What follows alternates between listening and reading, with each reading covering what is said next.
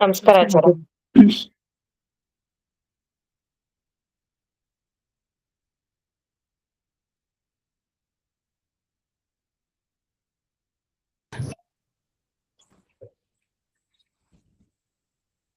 ಸುಮತಿಭಿರನುಮೇಯಂ ಶುಭ್ರಕಾಜಂ ಸಖಾಜಂ ಸುಖಮಜಮನಪಾಜಂ ಮುಕ್ತ್ಯುಪಾಜಂ ವಿಮಾಜಂ ಗೃಹಜಮಹಮಮೇಜಂ ಧ್ಯೇಜಮಾಮ್ನಾಜಗೇಜಂ ಸದಜಮಸದಜೇಜಂ ಶ್ರೀಸಹಾಜಂ ಭಜೇಜಂ ತಪಸ್ವಾಧ್ಯಾಯ ಶುಶ್ರೂಷಾ ಕೃಷ್ಣಪೂಜಾರತಂ ಮುನಿಂ ವಿಶ್ವೇಶಮಿಷ್ಟದಂ ವಂದೇ ಪರಿಮ್ರಾಟ್ ಚಕ್ರವರ್ತಿನಂ ಶ್ರೀಗುರುಭ್ಯೋ ನಮಃ. ಹರಿಃ ಓಂ. ಲಕ್ಷ್ಮೀಕಾಂತಂ ಭೂವರಾಹಂ ಭಜೇಹಂ ಬಾದರಾಯಣಂ ವಾದಿರಾಜಹೃದಂ ಭೋಜಮಂದಿರಂ ವಾಜಿಕಂಧರಂ ಭೀಮಸೇನಾನಂದತೀರ್ಥವಾನರೇಂದ್ರಾನಹಂ ಭಜೆ ವಾದಿರಾಜಗುರೂನ್ ವಂದೇ ವೇದವೇದ್ಯಗುರೂನ್ ಭಜೆ ಗುರೂನ್ ವೇದನಿಧೀನ್ ವಂದೇ ನಾರಸಿಂಹಗುರೂನ್ ಭಜೆ ವಂದೇ ನಾರಾಯಣಾಚಾರ್ಯಾನ್ ಕರ್ಣಾದಿಗಣಸೇವಿತಾನ್ ವಂದೇ ವೃಂದಾವನಾಚಾರ್ಯಾನ್ ಹಯಗ್ರೀವಮುನೀನ್ ಭಜೆ ಶೇಷಸೀತಾಪತಿಂ ವ್ಯಾಸಾನ್ ಪ್ರಣಮಾಮಿ ಗುರುಪ್ರಿಯಾನ್ ವೃಂದಾವನಾದ್ಯ ಸಂಪ್ರಾಪ್ತ ಜ್ಞಾನೇಶ್ವರ್ಯಾನಹಂ ಸದಾ ಲಘುಪ್ರವೀರಾಖ್ಯ ಗುರೂನ್ ಭಜೆ ಜ್ಞಾನಾದಿಸಿದ್ಧಯೇ ಶ್ರೀಮದ್ವೃಂದಾವನಾಖ್ಯಾನಂ ವ್ಯಾಖ್ಯಾನೆ ಮಂದಧೀರಹಂ ಯದ್ಯಪ್ಯನಧಿಕಾರ್ಯಸ್ಮಿನ್ ತಥಾಪಿ ಗುರುವಾಕ್ಯತಃ ಮಯಾ ಯದಲ್ಪಂ ವಿಜ್ಞಾತಂ ತತ್ಸ್ಮೃತ್ಯರ್ಥಂ ನಿರೂಪ್ಯತೆ. ಸಂತಃ ಸಂತು ಕೃಪಾವಂತೋ ಗುರುರಾಜಪದಾಶ್ರಯಾಃ ಭಗವಾನ್ ಅವ್ಯವಹಿತ ಭಾವಿಕಲ್ಪಸಮೀರೋ ಲಾತವ್ಯಾಚಾರ್ಯಃ ಸುರವರ್ಯೈಃ ಸಂಪ್ರಾರ್ಥಿತಃ ಶ್ರೀನಾರಾಯಣೇನ ಆಜ್ಞಪ್ತಃ ಸನ್ ಭೂಮಾಪವತೀರ್ಯ ವಾದಿರಾಜನಾಮ ಯತಿಕುಲತಿಲಕೋ ಭೂತ್ವಾ ದುರ್ವಾದಿನೋ ವಿಜಿತ್ಯ ಯುಕ್ತಿಮಲ್ಲಿಕಾದೀನ್ ಗ್ರಂಥಾನ್ ವಿರಚಯ್ಯ ಸಜ್ಜನಾನಾಂ ಸಮ್ಯಕ್ ಜ್ಞಾನಮುತ್ಪಾದ್ಯ ಅತ್ಯಕ್ತದೇಹಃ ಸನ್ ವೃಂದಾವನಸ್ಥೋ ಭೂತ್ವಾ ಭಕ್ತಾನಾಂ ಇಷ್ಟಾನಿಷ್ಟ ಪ್ರಾಪ್ತಿ ಪರಿಹಾರ ಸಾಧನ ಅತ್ಯರ್ಥ ಪ್ರಸಾದ ಜನಕ ಅಪರೋಕ್ಷ ಜ್ಞಾನ ಜನಕ ಪರೋಕ್ಷ ನಿಶ್ಚಯೋತ್ಪಾದಕ ಉಪನಿಷದಾದಿ ಪ್ರತಿಪಾದ್ಯ ರುಜುಭಾವಂ ಸ್ವಸ್ಯ ಖ್ಯಾಪಿಚಿತುಂ ವೃಂದಾವನಾಖ್ಯಾನಂ ಕುರುವನ್ ಕಸ್ಯಚಿತ್ ತದಾನೀಂ ಅಕುಶಲ ದೇಶೀಯ ಬ್ರಾಹ್ಮಣ ಸ್ವಪ್ನೆ ವಿಶ್ವಾಸಯೋಗ್ಯಾನಾಂ ವಿಶ್ವಾಸಂ ಉತ್ಪಾದಯಿತುಂ ಉಪದಿದೇಶ ವಿಲೀನ ಪ್ರಕೃತಿತಯ ಅಂತರಾಯ ವಿಧುರೋಪಿ ಆಚಾರ್ಯವತ್ ಶಿಷ್ಯಾನ್ ಗ್ರಾಹಯಿತುಂ ಗ್ರಂಥಾದೋ ಮಂಗಲಮಾಚರತಿ ಹಯಗ್ರೀವೇತ್ಯಾದಿನಾ ಹಯಗ್ರೀವಂ ಚಿದಾನಂದ ವಿಗ್ರಹಂ ಸದನುಗ್ರಹಂ ದಶಗ್ರೀವಚ್ಛಿದಂ ಶಾಪಾತ್ ಮಣಿಗ್ರೀವ ವಿಮೋಚನಂ. ಮೊದಲಿಗೆ ಈ 4-5ನೇ ಶ್ಲೋಕವನ್ನು ಹೇಳ್ಕೊಡ್ತೀನಿ. ವಿವರಣೆ ಹಿಂದಿನಿಂದಿದೆ. ಈ 10 ಶ್ಲೋಕಕ್ಕೆ ಸಂಬಂಧಪಟ್ಟ ಹಾಗೆ ಅನೇಕ ದಿವಸಗಳು ವಿವರಣೆ ಮಾಡ್ಬೇಕು. ಮತ್ತೆ ಮತ್ತೆ ಹಿಂದೆ ಮುಂದೆ ಶ್ಲೋಕಗಳನ್ನ ಸೇರಿಸ್ಕೊಂಡು ಇದು ಅಕ್ಷಯ ತೃತೀಯ ಪರ್ವಕಾಲ ಸರಿಯಾಗಿ 4ನೇ 4ನೇ 5ನೇ ಶ್ಲೋಕ ಬಂದಿದೆ. ಈಗ 3 ಶ್ಲೋಕದವರೆಗೆ ಆಗಿದೆ. 4ನೇ ಶ್ಲೋಕದಲ್ಲಿ ಏನ್ ವಿಷಯ ಹೇಳಿದ್ದಾರೆ, 5ನೇ ಶ್ಲೋಕದಲ್ಲಿ ಏನ್ ವಿಷಯ ಹೇಳಿದ್ದಾರೆ ಅಂತ ಕೇಳಿದಾಗ ಈ ಅಕ್ಷಯ ತೃತೀಯಕ್ಕೂ ಅದಕ್ಕೂ ಬಹಳ ಸಂಪರ್ಕನೂ ಇದೆ, ಸಂಬಂಧ ಇದೆ. ಈ 2 ಶ್ಲೋಕಗಳನ್ನ ಹೇಳ್ಕೊಟ್ಟು ಅಂತ ವಿವರಣೆಗೆ ಬರ್ತೀನಿ.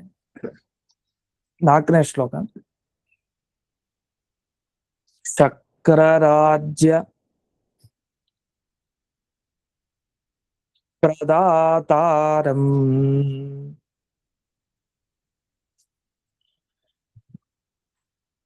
ಚಕ್ರ ಶಂಖ ಧರಂ ಹರಿಂ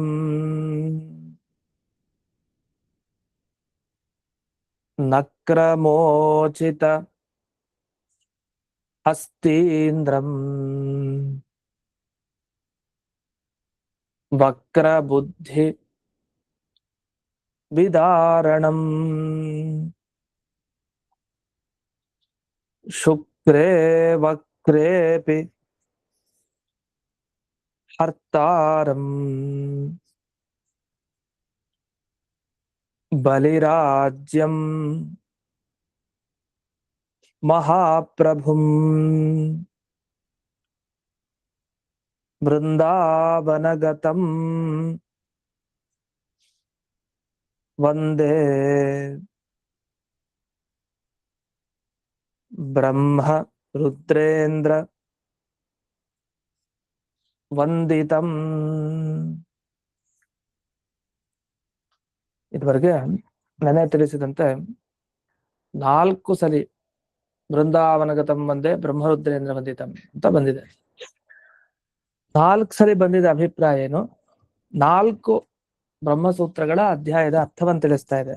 ಅಷ್ಟೇ ಅಲ್ಲ, ಈ 4 ಬ್ರಹ್ಮಸೂತ್ರಗಳ ಅಧ್ಯಾಯದ ಅರ್ಥ ಏನಾಗಿದೆ ಅಂದ್ರೆ ಒಂದೊಂದು ಅಧ್ಯಾಯದ ಅರ್ಥ ಒಂದೊಂದು ಭಾಗದ ಅರ್ಥ ಅಂತ ದೇವರದು.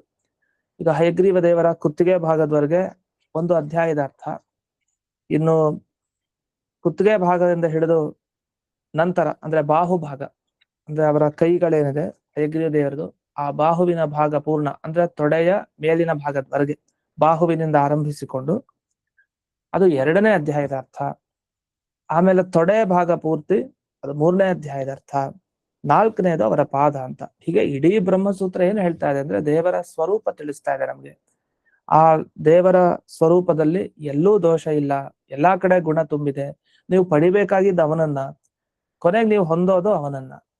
ಮತ್ತೆ ಸಾಧನ ಏನಿದೆ ಅಂದ್ರೆ ಅವನೇ ಸಾಧನ. ಭಗವಂತರನ್ನ ಪಡಿಲಿಕ್ಕೆ ಅವನ ಅನುಗ್ರಹನೇ ಮುಖ್ಯ. ಅದಿಲ್ಲದೆ ನಾವು ಅವನನ್ನು ಪಡಿಲಿಕ್ಕಾಗಲ್ಲ. ಇಷ್ಟೆಲ್ಲ ವಿಷಯ ಇದೆ.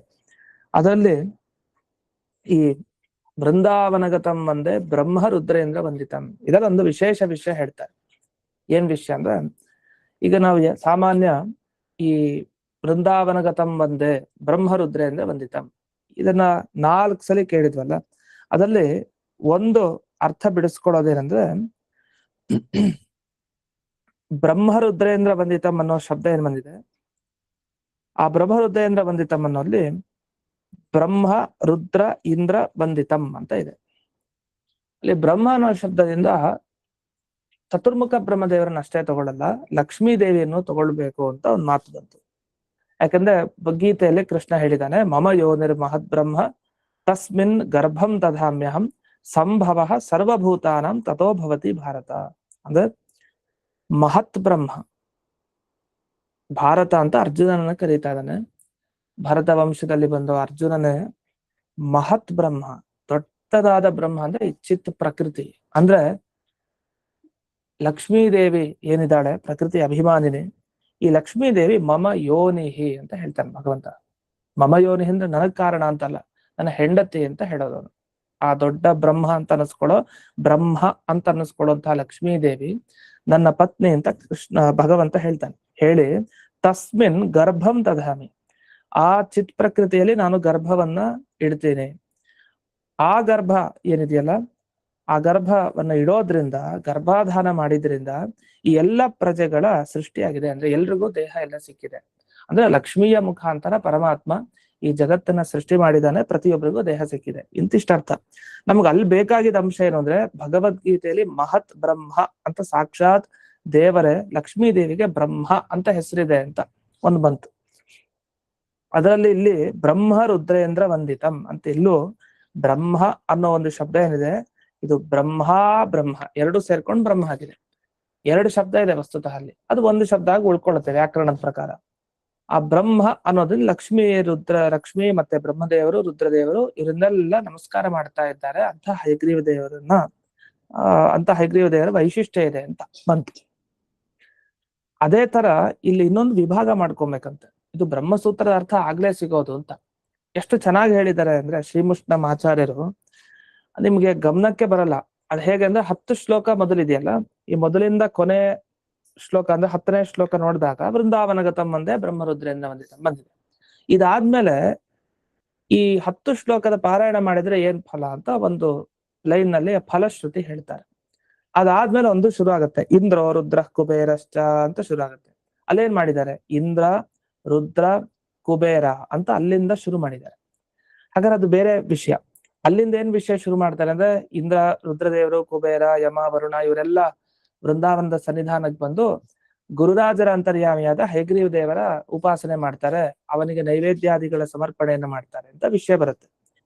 ಮುಂದಿನ ಈ 12ನೇ ಶ್ಲೋಕದಿಂದ ಗಮನಿಸಿದಾಗ ಇಂದ್ರ ರುದ್ರ ಅಂತ ರುದ್ರ ಇಂದ್ರ ಅಂತ ಅಷ್ಟೇ ತಗೊಂಡಿದ್ದಾರೆ, ಅಲ್ಲಿ ಬ್ರಹ್ಮ ಅನ್ನೋದನ್ನ ತಗೊಳ್ಳಿಲ್ಲ ಅವರು. ಹಾಗಾದ್ರೆ ಅದು ಬೇರೆ ವಿಭಾಗ ಮುಂದ್ ಬರುತ್ತೆ. ಅದಕ್ಕೆ ಏನ್ ಮಾಡ್ಕೊಂಡಿದ್ದಾರೆ ಅಂದ್ರೆ ಇಲ್ಲಿ ಅದರ ಪ್ರಕಾರ ಇಲ್ಲಿ ಬ್ರಹ್ಮ ಅನ್ನೋದನ್ನ ಸ್ಪ್ಲಿಟ್ ಮಾಡ್ಕೋಬೇಕಂತೆ. ಇದು ಒಂದೇ ಪದ ಅಲ್ಲ. ಬ್ರಹ್ಮ ರುದ್ರೇಂದ್ರ ವಂದಿತಂ ಏನಿದೆ, ಇದು ರುದ್ರ ಇಂದ್ರ ವಂದಿತಂ ಅನ್ನೋದು ಪ್ರತ್ಯೇಕ, ಬ್ರಹ್ಮ ಅನ್ನೋದು ಪ್ರತ್ಯೇಕ ಇಲ್ಲಿ ಹೇಳ್ತಾ ಇರೋದು. ಹಾಗಾದ್ರೆ ಈ ಬ್ರಹ್ಮ ಅನ್ನೋದು ಬ್ರಹ್ಮ ರುದ್ರೇಂದ್ರ ವಂದಿತಂ ಅಂತ ಸೇರಿಸ್ಕೊಳ್ಬೇಡಿ, ಈಗ ಒಂದು ಸ್ವಲ್ಪ ವಿಭಾಗ ಮಾಡ್ಕೊಳ್ಳಿ. ಹಾಗಾದ್ರೆ ಬ್ರಹ್ಮ ಅನ್ನೋದು ಬೇರೆ ಪದ. ಸರಿ, ಇದರಿಂದ ಏನಾಯ್ತು ಅಂದ್ರೆ ಬ್ರಹ್ಮ ಅನ್ನೋ ಶಬ್ದಕ್ಕೆ ಶಾಸ್ತ್ರದಲ್ಲಿ ಅರ್ಥ ಏನು, ಓಂಕಾರಕ್ಕೆ ಏನರ್ಥನೋ ಅದು ಬ್ರಹ್ಮ ಅನ್ನೋ ಶಬ್ದಕ್ಕೆ ಅರ್ಥ. ಅದಕ್ಕೆ ಏನ್ ಮಾಡ್ತಾರೆ, ಬ್ರಹ್ಮಸೂತ್ರದ ಮೊದಲನೇ ಸೂತ್ರ ಏನು, ಓಂ ಓಂ ಅಥಾತೋ ಬ್ರಹ್ಮ ಜಿಜ್ಞಾಸ ಓಂ ಅಂತ ಬ್ರಹ್ಮಸೂತ್ರ. ಓಂ ಅನ್ನೋದಕ್ಕೆ ಗುಣ ಪರಿಪೂರ್ಣ ಅಂತ ಅರ್ಥ. ಎಲ್ಲಾ ಗುಣಗಳು ಇದೆ, ಕೆಟ್ಟ ಗುಣ ಅಂತ ಒಂದಿರಲ್ಲ. ಗುಣ ಅಂದ್ರೆ ಸದ್ಗುಣ ಅಂತ ಅರ್ಥ. ಎಲ್ಲಾ ಗುಣಗಳು ಭಗವಂತನಲ್ಲಿ ಇವೆ ಅಂತ ಹೇಳ್ತಾರೆ. ಹಾಗಾದ್ರೆ ಎಲ್ಲಾ ಗುಣಗಳು ಇದೆ, ಇದೇ ಬ್ರಹ್ಮ ಶಬ್ದದ ಅರ್ಥ. ಹಾಗೆ ಓಂ ಅನ್ನೋ ಶಬ್ದದ ಅರ್ಥ, ಎರಡೂ ಶಬ್ದಕ್ಕೆ ಅರ್ಥ ಅದೇ. ಸರಿ, ಅದರಿಂದ ಏನಾಯ್ತಂದ್ರೆ ಇಲ್ಲಿ ಬ್ರಹ್ಮ ಅಂತ ತಗೊಂಡಾಗ ವೃಂದಾವನಗತಂ ರುದ್ರೇಂದ್ರ ವಂದಿತಂ ಬ್ರಹ್ಮ ವಂದೇ ಅಂತ ಅರ್ಥ ಅಂತ ಇದಕ್ಕೆ. ಅಂದ್ರೆ ವೃಂದಾವನದಲ್ಲಿರುವಂತಹ ರುದ್ರ ಇಂದ್ರ ಹೀಗೆ ಎಲ್ಲ ದೇವತೆಗಳು ನಮಸ್ಕಾರ ಮಾಡುವಂತಹ ಬ್ರಹ್ಮ ವಂದೇ, ಬ್ರಹ್ಮನನ್ನ ನಮಸ್ಕಾರ ಮಾಡ್ತೀನಿ.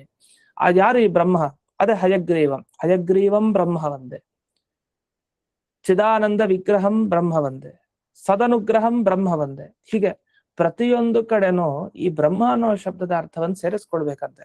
ಅಂದ್ರೆ ಗುಣಪರಿಪೂರ್ಣನಾದ ಹಯಗ್ರೀವನಿಗೆ ನಮಸ್ಕಾರ, ಗುಣಪೂರ್ಣನಾದ ರಾಮನಿಗೆ ನಮಸ್ಕಾರ, ಗುಣಪೂರ್ಣನಾದ ಕೃಷ್ಣನಿಗೆ, ಗುಣಪೂರ್ಣನಾದ ವೇದವ್ಯಾಸರಿಗೆ, ಹೀಗೆ ಪ್ರತಿಯೊಂದಕ್ಕೂ ಅನ್ವಯಿಸ್ಕೊಳ್ಬೇಕು. ಆಗ ಏನಾಯ್ತಂತಂದ್ರೆ ಬ್ರಹ್ಮ ಅನ್ನೋ ಶಬ್ದದಿಂದ ಕರೆಯುವಂಥವ್ರು ಯಾರು ಅಂದ್ರೆ ಇದೇ ಹಯಗ್ರೀವ, ಮತ್ತೆ ವೇದವ್ಯಾಸರು, ಮತ್ತೆ ರಾಮ ಕೃಷ್ಣ, ಇದೇ ರೂಪ. ಹಾಗಾದ್ರೆ ಮೊದಲನೇ ಬ್ರಹ್ಮಸೂತ್ರದಲ್ಲಿ ಬ್ರಹ್ಮನ ಜಿಜ್ಞಾಸೆ ಮಾಡಿ, ಬ್ರಹ್ಮನ ಬಗ್ಗೆ ವಿಚಾರ ಮಾಡಿ, ಬ್ರಹ್ಮನಿಗೆ ನಮಸ್ಕಾರ ಮಾಡಿ, ಬ್ರಹ್ಮನ ಬಗ್ಗೆ ಧ್ಯಾನ ಮಾಡಿದ್ರೆ ಆ ಬ್ರಹ್ಮ ಯಾರು, ಇದೇ ಹಯಗ್ರೀವ ರಾಮ ಕೃಷ್ಣ ಎಲ್ಲ ರೂಪ.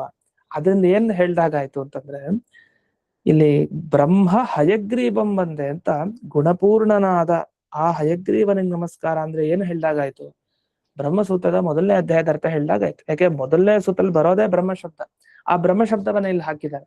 ಆ ಬ್ರಹ್ಮ ಅಂದ್ರೆ ಗುಣ ಪರಿಪೂರ್ಣ, ಅದು ಯಾರು, ಈ ಹಯಗ್ರೀವ ದೇವರು, ಹಾಗೆ ರಾಮಕೃಷ್ಣಾದಿ ರೂಪ ಅಂತ ಸ್ಪಷ್ಟವಾಗಿ ಬ್ರಹ್ಮಸೂತ್ರದ ಮೊದಲನೇ ಅಧ್ಯಾಯದ ಅರ್ಥ ಹೇಳುವಂತ ಒಂದು ಶಬ್ದ ಹಾಕಿ ಇಲ್ಲಿ ಸೇರಿಸಿದ್ದಾರೆ.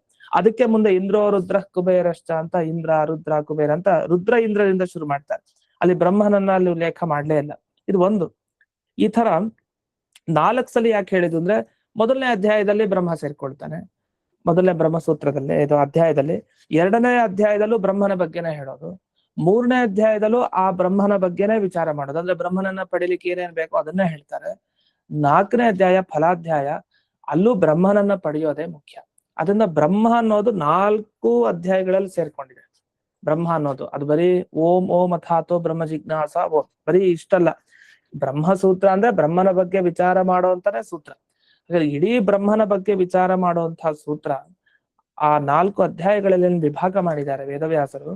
ಆ ಪ್ರತಿಯೊಂದು ಅಧ್ಯಾಯನೂ ಬ್ರಹ್ಮನ ಸಂಬಂಧಪಟ್ಟ ಹಾಗೆ ಇರೋದು. ಹಾಗಾದ್ರೆ 4 ಅಧ್ಯಾಯಗಳಲ್ಲಿ ಬ್ರಹ್ಮ ಬ್ರಹ್ಮ ಬ್ರಹ್ಮ ಬ್ರಹ್ಮ ಅಂತ ಇಟ್ಕೊಳ್ಬೇಕು. ಮೊದಲನೇ ಅಧ್ಯಾಯದಲ್ಲಿ ಬ್ರಹ್ಮನಲ್ಲಿ ಎಲ್ಲಾ ಗುಣ ಇದೆ ಅಂತ ಹೇಳ್ತಾರೆ. 2ನೇ ಅಧ್ಯಾಯದಲ್ಲಿ ಬ್ರಹ್ಮನಲ್ಲಿ ಯಾವುದೇ ದೋಷ ಇಲ್ಲ ಅಂತ ಹೇಳ್ತಾರೆ. 3ನೇ ಅಧ್ಯಾಯಕ್ಕೆ ಬಂದ್ರೆ ಆ ಬ್ರಹ್ಮನ ಜ್ಞಾನ ಪಡೆಯೋದು ಹೇಗೆ, ದೇವರ ಅಪರೋಕ್ಷ ಜ್ಞಾನ ಪಡೆಯೋದು ಹೇಗೆ ಅಂತ 3ನೇ ಅಧ್ಯಾಯದಲ್ಲಿ ಹೇಳ್ತಾರೆ. 4ನೇ ಅಧ್ಯಾಯದಲ್ಲಿ ಬ್ರಹ್ಮನನ್ನ ಹೊಂದೋದೇ ಫಲ, ದೇವರನ್ನ ನಾವು ಪಡೆಯೋದೇ ಅದು ಮೋಕ್ಷ, ಅದನ್ನು ಹೊಂದಬೇಕು ಅಂತ ಎಲ್ಲಾ ಕಡೆ ಬ್ರಹ್ಮ ಸೇರ್ಕೊಂಡಿದ್ದಾರೆ. ಅದಕ್ಕೆ ಇಲ್ಲಿ ಏನ್ ಮಾಡಿದ್ರು, ಪ್ರತಿ ಈ ಶ್ಲೋಕಗಳಲ್ಲಿ 3ನೇದು 5ನೇದು 8ನೇದು 10ನೇದು ವೃಂದಾವನಗತಂ ಒಂದೇ ಬ್ರಹ್ಮ ರುದ್ರೇಂದ್ರ ವಂದಿತ, ವೃಂದಾವನಗತಂ ಒಂದೇ ಬ್ರಹ್ಮ ರುದ್ರೇಂದ್ರ ವಂದಿತ, ವೃಂದಾವನಗತಂ ಒಂದೇ ಬ್ರಹ್ಮ ರುದ್ರೇಂದ್ರ ವಂದಿತ. ಅದ್ ಬಿಡಿಸ್ಕೊಳ್ಬೇಕು.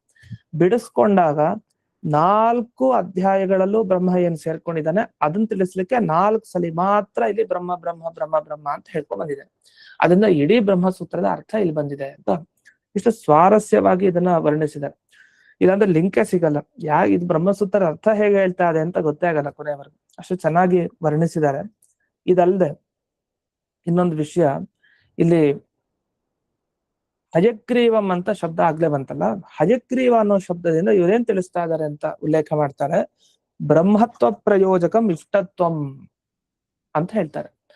ಅಂದ್ರೆ ಬ್ರಹ್ಮ ಪದವಿಗೆ ಮುಂದೆ ಬರ್ತಾರೆ ಯಾರು, ಲಾತವೇರು ವಾದಿರಾಜರು ತಾವು ವಾಯು ಪದವಿಗೆ ಬಂದು ಬ್ರಹ್ಮ ಪದವಿಗೆ ಬರ್ತಾರೆ. ಈ ಬ್ರಹ್ಮ ಪದವಿಗೆ ಇವ್ರು ಬರ್ತಾರೆ ಅನ್ನೋದಕ್ಕೆ ಸೂಚನೆನೆ ಈ ಹಯಗ್ರೀವ ಅನ್ನೋ ಶಬ್ದ ಅಂತ ಹೇಳ್ತಾರೆ. ವಸ್ತುತಃ ಬ್ರಹ್ಮ ಪದವಿಗೆ ಇವ್ರು ಬರೋದಕ್ಕೂ ಈ ಹಯಗ್ರೀವ ಅನ್ನೋ ಹೆಸರು ಹೇಳೋದಕ್ಕೂ ಏನ್ ಸಂಬಂಧ ಅಂದಾಗ ಆ ಸಂಬಂಧವನ್ನು ತೋರಿಸ್ತಾರೆ. ಆ ಸಂಬಂಧ ಹೀಗಿದೆಯಂತೆ. ಬೃಹದಾರಣ್ಯಕೋಪನಿಷತ್ತಲ್ಲಿ ಒಂದು ವಿಷಯ ಹೇಳ್ತಾರೆ. ಏನ್ ಹೇಳ್ತಾರೆ ಅಂದ್ರೆ, ಈ ಅಶ್ವಮೇಧ ಯಾಗ ಏನಿದೆ, ಅಶ್ವಮೇಧ ಯಾಗದಲ್ಲಿ ಅಶ್ವ ಅಂದ್ರೆ ಕುದುರೆಯನ್ನ ಸಮರ್ಪಣೆ ಮಾಡ್ತಾರೆ ದೇವತೆಗಳಿಗೆ. ಸಮರ್ಪಣೆ ಮಾಡಿ ನಂತರ ಆ ಯಾಗವನ್ನ ಪೂರ್ಣ ಮಾಡ್ಕೊಳ್ತಾರೆ. ಆ ಕುದುರೆ ಏನಿದೆಯಲ್ಲ, ಅದು ಏನಂತ ಅನ್ಕೊಂಡಿದ್ದೀರಿ, ಅದು ಸಾಮಾನ್ಯ ಕುದುರೆ ಅಲ್ವಂತೆ.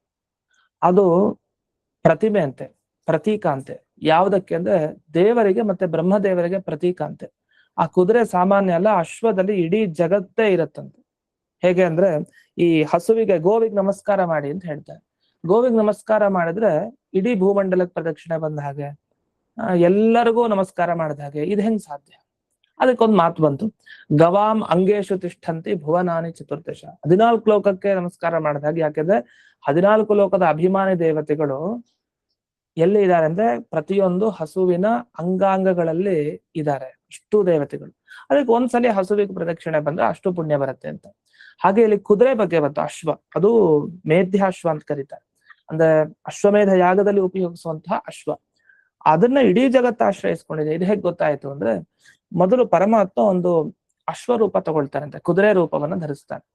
ಆಮೇಲೆ ಆ ಕುದುರೆ ರೂಪದ ಪರಮಾತ್ಮನಿಂದ ಬ್ರಹ್ಮದೇವರು ಹುಟ್ಟುತ್ತಾರೆ. ಕುದುರೆ ರೂಪಿ ಪರಮಾತ್ಮ, ಅವನಿಂದ ಹುಟ್ಟಿದ ಬ್ರಹ್ಮದೇವರಿಗೆ ಯಾವ ರೂಪ ಬರುತ್ತೆ? ಅವನಿಗೂ ಕುದುರೆ ರೂಪನೇ ಬರುತ್ತೆ. ತಂದೆಯ ರೂಪ ಮಗನಿಗೆ ಬಂತು. ಆದ್ರೆ ಕುದುರೆ ರೂಪದ ಪರಮಾತ್ಮನಿಂದ ಕುದುರೆ ರೂಪದ ಬ್ರಹ್ಮದೇವರು ತಾವು ಹುಟ್ಟುತ್ತಾರೆ. ಇಷ್ಟಾದ್ಮೇಲೆ ಈ ಬ್ರಹ್ಮದೇವರು ಮತ್ತೆ ಈ ಭಗವಂತ ಇಡೀ ಜಗತ್ತಿಗೆ ಅವರು ಆಶ್ರಯ, ಅಂದ್ರೆ ಇಡೀ ಜಗತ್ತಿನ ಮೂಲ ಆಧಾರ ಇವರು ಅಂತ ಹೇಳ್ತಾರೆ. ಹಾಗಾದ್ರೆ ಅದೇ ಕುದುರೆಯ ಬಳಸ್ಕೊಂಡು ಅಶ್ವಮೇಧ ಯಾಗ ಮಾಡ್ತಾರೆ. ಹಾಗಾದ್ರೆ ಈ ಕುದುರೆ ಏನು ಅಂದ್ರೆ, ಆ ಅಶ್ವರೂಪಿಯ ಆ ಬ್ರಹ್ಮದೇವರು ಹಾಗೆ ಅಶ್ವರೂಪಿ ಆ ಪರಮಾತ್ಮ ಏನಿದ್ದಾರೆ, ಇಬ್ಬರಿಗೂ ಆಧಾರವಾಗಿರುವಂತಹ ರೂಪ ಯಾವುದು? ಈ ಅಶ್ವ. ಹೀಗಾಗಿ ಆ ಕುದುರೆ ಏನಿದೆ, ಮ್ಯೂಟ್ ಮಾಡ್ಕೊಳ್ಳಿ, ತುಂಬಾ ಶಬ್ದ ಆಗ್ತಾ ಇದೆ, ಯಾರು ಗೊತ್ತಿರ್ತಾ ಇಲ್ಲ.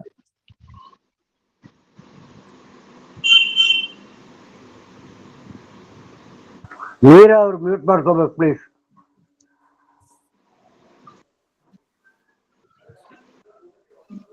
ಮೀರಾ ಅವರು ವಿಡಿಯೋ ಕ್ಯಾಮ್ರಾ ಆಫ್ ಮಾಡ್ಕೊಳ್ಳಿ ಪ್ಲೀಸ್. ಹೌದು, ಆಡಿಯೋ ಮತ್ತೆ ವಿಡಿಯೋ ಎರಡು ಆಫ್ ಮಾಡ್ಕೊಳ್ಳಿ. ಧನ್ಯವಾದಗಳು.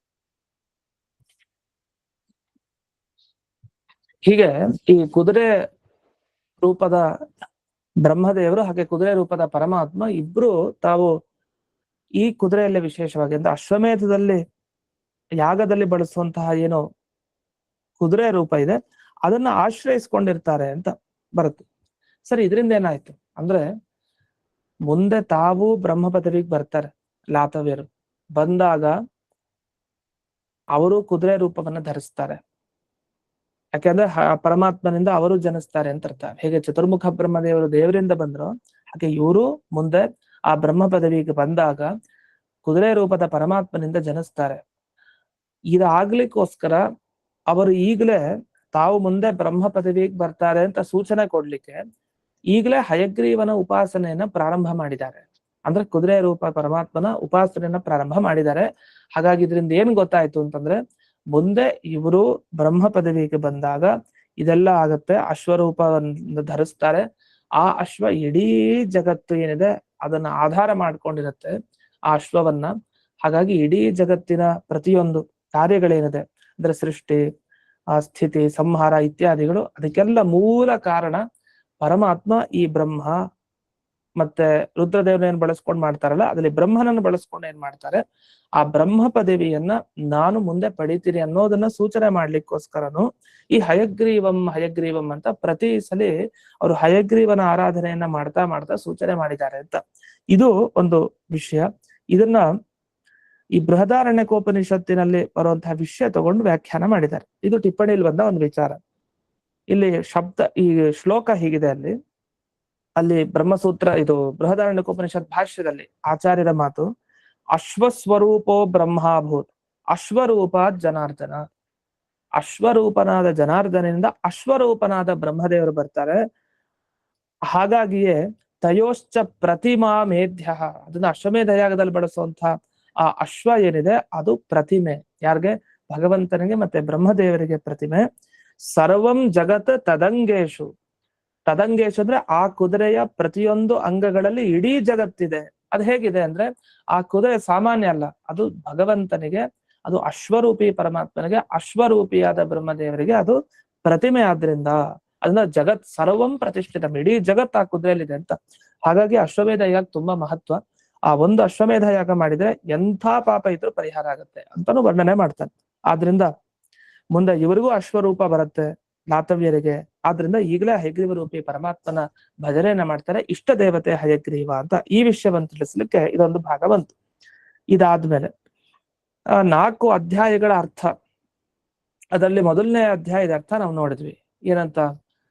ಭಗವಂತನ ಏನು ಕುತ್ತಿಗೆ ಭಾಗದವರೆಗೆ ಇದೆ, ಹಯಗ್ರೀವ ಅನ್ನೋ ಶಬ್ದ ಹೇಳೋ ತರ ಮೇಲಿನಿಂದ ಆರಂಭಿಸಿ ಕುತ್ತಿಗೆಯ ಭಾಗದವರೆಗೆ ಜ್ಞಾನ ಆನಂದಮಯ ಚಿದಾನಂದ ವಿಗ್ರಹ, ಪೂರ್ಣ ಜ್ಞಾನ ಆನಂದ ಶಕ್ತಿ ಎಲ್ಲ ಗುಣಗಳವನಲ್ಲಿದೆ ಅಂತ ಮೊದಲನೇ ಅಧ್ಯಾಯದ ಅರ್ಥವನ್ನು ತಿಳಿಸಿದ್ದಾರೆ ಅಂತ ಬಂತು. ಇನ್ನು ಎರಡನೇ ಅಧ್ಯಾಯದ ಅರ್ಥ ಏನು ಅಂತ ತಿಳಿಸ್ತಾ ಬರ್ತಾರೆ. ಅಂದ್ರೆ ನಿರ್ದೋಷ, ಅವನಲ್ಲಿ ಯಾವುದೇ ದೋಷ ಇಲ್ಲ ಅಂತ ಬರುತ್ತೆ. ಯಾವುದೇ ದೋಷ ಇಲ್ಲ ಅಂದ್ರೆ ಎಲ್ಲಿ ದೋಷ ಇಲ್ಲ ಭಗವಂತನಲ್ಲಿ? ವಸ್ತುತಃ ಅವನ ಇಡೀ ದೇಹನೇ ದೋಷದಿಂದ ರಹಿತವಾಗಿದೆ, ಯಾವುದೇ ದೋಷ ಇಲ್ಲ ಇಡೀ ದೇಹದಲ್ಲಿ. ಆದ್ರೂ ಅವನ ಬಾಹುಗಳ ವರ್ಣನೆ ಮಾಡ್ತಾರಂತೆ. ಈಗ ಯಾವುದು 4 ಮತ್ತೆ 5ನೇ ಶ್ಲೋಕದಲ್ಲಿ. ಇದು ಅಕ್ಷಯ ತೃತೀಯಕ್ಕೆ ಸರಿಯಾಗಿ ಯಾವ ಪ್ರಸಂಗ ಬಂತು? ಸಾಪ್ತವೃಂದಾವನಾಖ್ಯಾನದಲ್ಲಿ ಇಂದ್ರದೇವರಿಗೆ ರಾಜ್ಯ ಕೊಡುವಂತಹ ಪ್ರಸಂಗ ಬಂತು. ಸಂಪತ್ತಿಗೆ ಹೆಸರು ಅಕ್ಷಯ ತೃತೀಯ, ಬಹಳ ಸಂಪತ್ತು ಲಾಭ ಆಗತ್ತೆ ಅಂತ. ಅದ್ರಲ್ಲಿ ಈ ಭಾಗ ಬಂದಿದ್ದು ವಾಮನ ಅವತಾರದ ಬಗ್ಗೆ ಬರುತ್ತೆ ಇಲ್ಲಿ, ಮತ್ತೆ ಗಜೇಂದ್ರ ವರದ, ಈ 2 ವಿಷಯ ಇಲ್ಲಿ ಬರುತ್ತೆ. ಅಂದ್ರೆ ಗಜೇಂದ್ರನನ್ನ ಮುಕ್ತಿಗೊಳಿಸಿದ ಆ ಭಗವಂತನ ರೂಪ ಶ್ರೀಹರಿ ರೂಪ, ಜೊತೆಗೆ ಇಲ್ಲಿ ಇಂದ್ರದೇವರಿಗೆ ರಾಜ್ಯವನ್ನ ಕೊಟ್ಟಂತಹ ಒಂದು ಭಗವಂತನ ರೂಪ. ಇಷ್ಟೇ ಅಲ್ಲ, ಮೇಲ್ನೋಟಕ್ಕೆ ಇದು ಮಾತ್ರ ಗೊತ್ತಾಗೋದು, ವಿಚಾರ ಮಾಡಿದ ರಾಮಕೃಷ್ಣ ವೇದವ್ಯಾಸ ಆ 3 ರೂಪಗಳ ವರ್ಣನೆ ಮತ್ತೆ ಬರುತ್ತೆ. ಅಂದ್ರೆ ಪ್ರತಿ ಬಾರಿನೂ ಇವರು ಯಾವುದೇ ಶ್ಲೋಕ ತಗೊಂಡ್ರು ರಾಮಕೃಷ್ಣ ವೇದವ್ಯಾಸ ಮತ್ತೆ ಹಯಗ್ರೀವ ಈ ಅಷ್ಟೂ ರೂಪಗಳಿಗೆ ಅರ್ಥ ಹೇಳ್ಕೊಂಡು ಈ ಟಿಪ್ಪಣಿಗಳಲ್ಲಿ ಹೋಗ್ತಾರೆ. ಅದರಿಂದ ಯಾವುದೇ ಭಗವಂತನ ರೂಪನೂ ಇನ್ನೊಂದು ರೂಪಕ್ಕೆ ಸಮಾನನೇ ಆಗಿದೆ ಕೊನೆವರೆಗೂ ಅಂತ. ಆದ್ರಿಂದ ಈ ಸಾಮ್ಯ ಸಮಾನತೆ ಅನ್ನೋದು ಕೇವಲ ಭಗವಂತನ ರೂಪಗಳಲ್ಲಿ ಅಷ್ಟೇ ಅಲ್ಲ, ಅದು ಕೊನೆಗೆ ಎಲ್ಲ ಅಪ್ಲೈ ಮಾಡ್ಕೋಬೇಕು. ಅಂದ್ರೆ ಬ್ರಹ್ಮ ಮತ್ತೆ ವಾಯು ಮತ್ತೆ ಲಾತವ್ಯರು ಇವರಲ್ಲೂ ಆ ರೀತಿ ಸಾಮ್ಯ ಇದೆ ಅನ್ನೋದನ್ನ ತಿಳಿಬೇಕು. ಅದಕ್ಕೋಸ್ಕರ ಮೊದಲು ದೇವರ ರೂಪಗಳಿಗೆ ಸಾಮ್ಯ ತೋರಿಸ್ತಾರೆ. ಎಲ್ಲಾ ರೂಪಗಳು ನೋಡಿ, ರಾಮಕೃಷ್ಣ ವೇದವ್ಯಾಸ ಹಯಗ್ರೀವ ವಾಮನ ಈ ರೂಪಗಳು ಎಲ್ಲ ಒಂದೇ ತರ ಇದೆ ಅಂತ ಅದನ್ನ ಈಗ ವರ್ಣಿಸ್ತಾರೆ. ಶಕ್ರ ರಾಜ್ಯ ಪ್ರದಾತಾರಂ ಅಂತ ಹೇಳ್ತಾರೆ. ಶಕ್ರ ಅಂದ್ರೆ ಇಂದ್ರದೇವರು, ಇಂದ್ರದೇವರಿಗೆ ರಾಜ್ಯವನ್ನ ವಾಪಸ್ ಕೊಡಿಸ್ತಾರೆ. ಬಲಿಚಕ್ರವರ್ತಿ ತಾನು, ಬಲಿಚಕ್ರವರ್ತಿ ಕಥೆಯನ್ನು ಕೇಳೇ ಇರ್ತೀವಿ. ಆ ಬಲಿಚಕ್ರವರ್ತಿಯಿಂದ ಬಿಡಿಸಿದ, ಮೋಚನೆಗೊಳಿಸಿದ ಒಂದು ವಿಷಯ. ಇನ್ನು ಚಕ್ರ ಶಂಖಧರಂ ಹರಿಂ ಅಂತ ಭಗವಂತ ಹೇಗಿದ್ದಾನೆ? ತಾನು ಚಕ್ರ ಹಾಗೂ ಶಂಖಗಳನ್ನ ಧರಿಸಿದ್ದಾನೆ, ಸಾಮಾನ್ಯವಾದ ಅರ್ಥ. ಇದು ನಕ್ರ ಮೋಚಿತ ಹಸ್ತೀಂದ್ರ. ನಕ್ರ ಅಂತಂದ್ರೆ ಮೊಸಳೆ ಅಂತ ಅರ್ಥ. ಮೊಸಳೆಯಿಂದ ಮೋಚಿತ ಬಿಡುಗಡೆ ಮಾಡಿದ. ಯಾರನ್ನು ಬಿಡುಗಡೆ ಮಾಡಿದ್ದು? ಹಸ್ತೀಂದ್ರ. ಹಸ್ತಿ ಅಂದ್ರೆ ಆನೆ. ಹಸ್ತಿ ಅನ್ನೋ ಶಬ್ದ ವಸ್ತುತಃ ಏನ್ ಹೇಳುತ್ತೆ ಅಂದ್ರೆ ಕೈ ಇರೋದಕ್ಕೆ ಹಸ್ತಿ ಅಂತ ಕರೀತಾರೆ. ಹಸ್ತ ಏನಿದೆ, ಹಸ್ತ ಇರೋದನ್ನ ಹಸ್ತಿ ಅಂತ ಕರೀತಾರೆ. ಮತ್ತೆ ಹಸ್ತಿ ಅಂದ್ರೆ ನಮಗೂ ಕೈ ಇಲ್ವಾ? ಮನುಷ್ಯರಿಗೂ ಕೈ ಇದೆ. ಮತ್ತೆ ಹಸ್ತಿಗಳು ಅಂತಂದ್ರೆ ನಾವು ಆಗ್ಬಹುದಲ್ಲ, ಅಂದ್ರೆ ಅದು ನಮಗಾಗಲ್ಲ. ಯಾಕಂದ್ರೆ ವಿಷ್ಣು ತತ್ವ ವಿನಿರ್ಣಯ ಟೀಕೆಯಲ್ಲಿ, ವಿಷ್ಣು ತತ್ವ ವಿನಿರ್ಣಯ ಗ್ರಂಥದಲ್ಲಿ ಒಂದು ಉದಾಹರಣೆ ಕೊಡ್ತಾರೆ. ಅಭಕ್ಷಾಹ ವಾಯುಭಕ್ಷಾಹ ಅಂತ ಒಂದು ಶಬ್ದ ಇದೆ ಶಾಸ್ತ್ರದಲ್ಲಿ. ಅಪಭಕ್ಷಾಹ ವಾಯುಭಕ್ಷಾಹ ಅಂತ. ಅಪಭಕ್ಷಾಹ ಅಂದ್ರೆ ಏನರ್ಥ? ನೀರನ್ನ ಸ್ವೀಕಾರ ಮಾಡೋರ್ಗೆ ಅಪಭಕ್ಷ ಅಂತ ಕರೀತಾರೆ. ಅಪ್ಪ ಅಂದ್ರೆ ನೀರು, ಭಕ್ಷ ಅಂದ್ರೆ ತಿನ್ನೋರು ಅಂತ ಅರ್ಥ ಅಲ್ಲ, ಕುಡಿಯೋರು ಅನ್ನೋ ಅರ್ಥ ಅಲ್ಲಿ ಬರುತ್ತೆ ಅಭಕ್ಷ. ವಾಯುಭಕ್ಷ ಅಂದ್ರೇನು? ಗಾಳಿಯನ್ನ ಸ್ವೀಕಾರ ಮಾಡೋರು.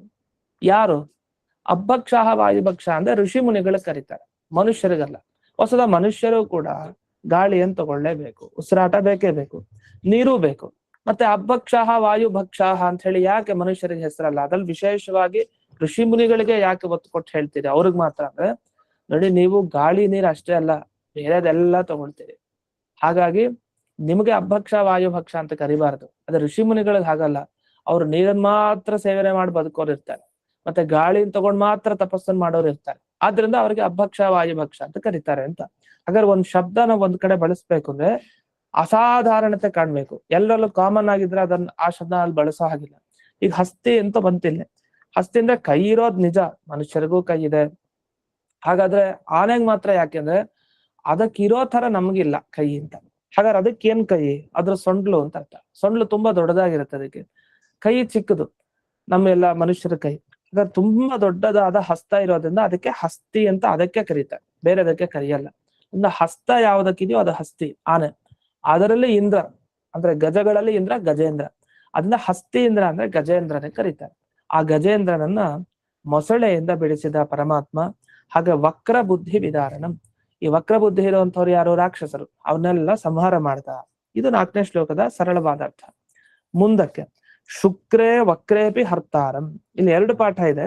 ಶುಕ್ರ ವಕ್ರೇಪಿ ಹರ್ತಾರಂ ಅಂತ ಕೆಲವರು ಹೇಳ್ತಾರೆ. ಅದೇ ಈಗಾಗ್ಲೇ ಮಠದಿಂದನೇ ಪ್ರಿಂಟ್ ಆಗಿರೋ ಪುಸ್ತಕ ಆದ್ರಿಂದ ಶುಕ್ರೇ ವಕ್ರೇಪಿ ಅಂತ ಬಿಡಿಸಿ ಪಾಠ ಕೊಟ್ಟಿದ್ದಾರೆ. ಮತ್ತೆ ವಿವರಣೆಯಲ್ಲಿ ಇಲ್ಲಿ ವ್ಯಾಖ್ಯಾನದಲ್ಲಿ ಬರ್ತಾ ಶುಕ್ರ ವಕ್ರೇಪಿ ಹರ್ತಾರಂ ಅಂತ ಪಾಠ ಹಿಡಿದಿದ್ದಾರೆ. ಅಂದ್ರೆ ಯಾವತ್ತೂ ಒಂದು ವ್ಯಾಖ್ಯಾನ ಮಾಡ್ಬೇಕಾದ್ರೆ ಮೂಲ ಶಬ್ದ ಹಾಕಿ ಅದಕ್ಕೆ ವಿವರಣೆ ಕೊಡ್ತಾರೆ. ಆ ಮೂಲ ಶಬ್ದ ಹಾಕ್ಬೇಕಾದ್ರೆ ಏನ್ ಮಾಡಿದ್ದಾರೆ ವ್ಯಾಖ್ಯಾನದಲ್ಲಿ? ಶುಕ್ರ ವಕ್ರೇಪಿ ಹರ್ತಾರಂ ಅಂತ ಬಿಡಿಸದೇನೆ ಕೊಟ್ಟಿದ್ದಾರೆ. 2 ಅರ್ಥವನ್ನ ಮಾಡ್ಬೋದು, 2 ರೀತಿ ಶಬ್ದಕ್ಕೂ ಸೇರಿಸಿ ಆದ್ರೂ ಒಂದೇ ಅರ್ಥ ಬರುತ್ತೆ, ಬಿಡಿಸಿ ಆದ್ರೂ ಒಂದೇ ಅರ್ಥ ಬರುತ್ತೆ. ಅಧಿಕೃತವಾಗಿ ನಮ್ಗೆ ಈ ಪುಸ್ತಕದಲ್ಲಿ ಸಿಗೋದ್ರಿಂದ ಶುಕ್ರೇ ವಕ್ರೇಪಿ ಅಂತ ಇಟ್ಕೊಳ್ಳಿ. ವ್ಯಾಖ್ಯಾನದಲ್ಲಿ ಕೆಲವು ಸಲ ವ್ಯತ್ಯಾಸಗಳಾಗಿರುತ್ತೆ, ನಮಗೆ ಪಾಠ ಕೆಲವು ಸಲ ಸಿಕ್ಕಿರಲ್ಲ. ಶುಕ್ರೇ ವಕ್ರೇಪಿ ಹರ್ತಾರಂ ಅಂದ್ರೆ ಶುಕ್ರಾಚಾರ್ಯ ತಡೆದ್ರು ಬಲಿಯನ್ನ. ಅವರು ವಕ್ರ ಬುದ್ಧಿಯವರು, ಏನೋ ಒಂದು ಮಾಡಿ ತಡೆದು ಬಿಡೋಣ, ಹೇಗಾದ್ರೂ ಈ ವಾಮನನಿಗೆ ಸಿಗ್ಬಾರ್ದು ಅವನಕ್ಕೆ, ಯಾಕೆಂದ್ರೆ ಎಲ್ಲ ಕೊಡ್ತೀನಿ ಅಂತ ಪ್ರತಿಜ್ಞೆ ಮಾಡ್ಬಿಟ್ಟು ನಾನು. ಆದ್ರೆ ಆ ಶುಕ್ರ ಬಂದ್ರು ಮಧ್ಯಕ್ಕೆ, ಭಗವಂತ ಬಿಡ್ಲಿಲ್ಲ. ಹೇಗೋ ಒಂದು ಮಾಡಿ ಆ ಬಲಿಯಿಂದ ಕಸ್ತುಕೊಂಡು ಅಲ್ಲಿ ಎಲ್ಲ ಇಂದ್ರದೇವರಿಗೆ ತಾನು ರಾಜ್ಯವನ್ನ ವಾಪಸ್ ಮಾಡ್ದ. ಅಂಥ ಮಹಾಪ್ರಭು ಯಾರು? ಈ ಭಗವಂತನಿದ್ದಾನೆ. ಅವನೇ ವೃಂದಾವನಗತಂ ಬಂದೆ ಬ್ರಹ್ಮ ರುದ್ರೇಂದ್ರ ವಂದಿತಂ ಅಂತ ಭಗವಂತ ಈ ವೃಂದಾವನದ ಒಳಗಡೆ ಇದ್ದಾನೆ. ಅವರನ್ನ ಈ ಬ್ರಹ್ಮದೇವರು ಅಂತ ತಗೊಳ್ಬಹುದು. ಬ್ರಹ್ಮದೇವರು ಮತ್ತೆ ಲಕ್ಷ್ಮೀದೇವಿ, ರುದ್ರ, ಇಂದ್ರ, ಈ ಎಲ್ಲ ದೇವತೆಗಳು ತಾವು ಸ್ತೋತ್ರವನ್ನ, ಉಪಾಸನೆಯನ್ನ, ಧ್ಯಾನವನ್ನ ಮಾಡ್ತಾ ಇದ್ದಾರೆ ಅಂತ ಇಷ್ಟರ್ಥ ಬಂತು. ಇಲ್ಲಿ ಶುಕ್ರೇ ವಕ್ರೇಪಿ ಹರ್ತಾರಂ, ಶಕ್ರರಾಜ್ಯ ಪ್ರದಾತಾರಂ, ಇದೆಲ್ಲ ವಿಷಯಗಳೇನ್ ಬಂತು? ಇದರಿಂದ ಏನ್ ಗೊತ್ತಾಯ್ತು ನಮ್ಗೆ? ಇಷ್ಟ ಪ್ರಾಪ್ತಿ, ಅನಿಷ್ಟ ನಿವೃತ್ತಿ.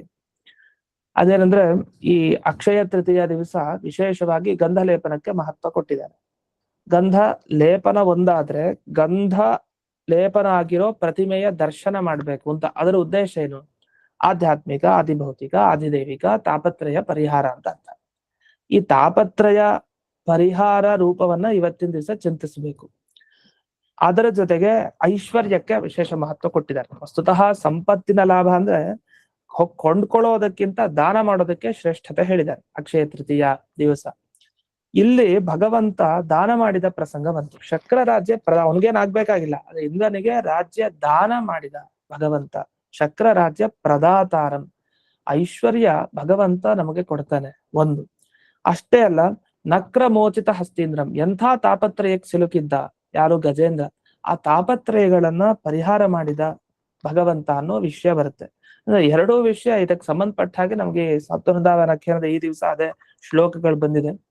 ಇನ್ನು ಶುಕ್ರೇ ವಕ್ರೇಪಿ ಹರ್ತಾರಂ, ಈ ಪ್ರತಿಯೊಂದು ಭಾಗವನ್ನು ಗಮನಿಸಿದಾಗ ಯಾರೇ ನಮಗೆ ಯಾವುದೇ ರೀತಿ ನಮಗ್ ಸಿಗ್ಬೇಕಾಗಿರೋದನ್ನ ದೂರ ಮಾಡ್ಲಿಕ್ಕೆ ಅಂತ ಪ್ರಯತ್ನ ಪಡ್ತಾ ಇದ್ರೆ ಅದನ್ನೆಲ್ಲ ಭಗವಂತ ಪರಿಹಾರ ಮಾಡಿ ಯಾರಿಗೆ ಯಾವ್ದು ಸಿಗ್ಬೇಕೋ ಅದನ್ನ ಅನುಗ್ರಹ ಮಾಡ್ತಾನೆ ಅನ್ನೋ ಸಂಕೇತ ಈ ಶ್ಲೋಕಗಳಲ್ಲಿ ಸಿಕ್ಕಿದೆ. ಅದು ಬಹಳ ವಿಶೇಷ. ಅದೇನಂದ್ರೆ